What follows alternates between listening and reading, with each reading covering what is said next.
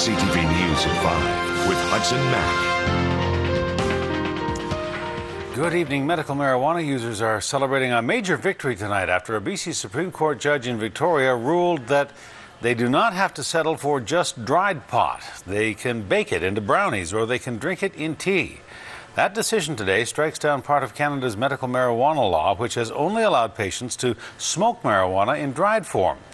This ruling is important, and it comes after a constitutional challenge by a Victoria man. He may have won this fight, but he's still facing drug charges. CTV's Andrew Johnson was in the court today and has the story. Owen Smith and his supporters have reason to smile after a BC Supreme Court judge agreed part of Canada's medical marijuana law is unconstitutional. This, to me, is a great step towards patients' abilities to control their own medicine.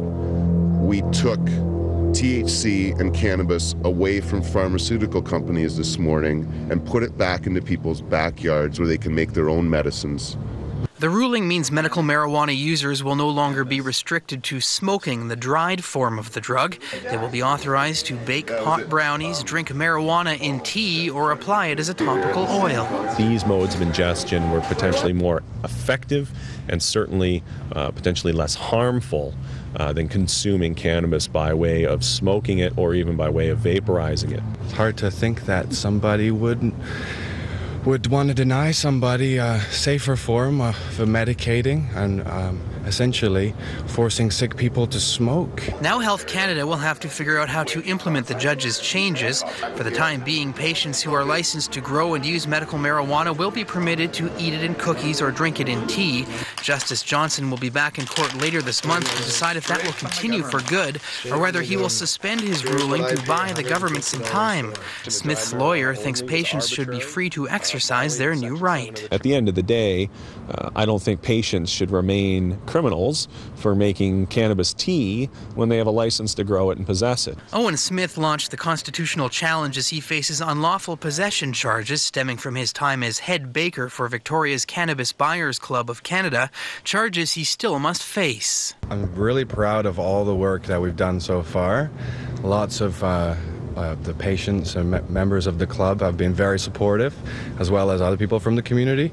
So we're going to keep going. Very confident that no jury in this country would convict Owen for making, the cookies and skin products. So that is another opportunity to change public opinion. Today we changed the law.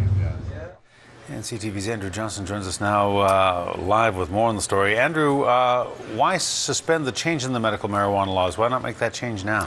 Well, Hudson, the judge as well as both lawyers in court today agreed there is a possibility this ruling is going to cause a bit of a gray area as far as measuring how much marijuana someone is allowed to be in possession of. If you have a certain amount in dry form, relatively easy, but add in a few marijuana cookies and more of the drug in oil form for baking, and suddenly the person in possession of this drug doesn't know if they're over their limit.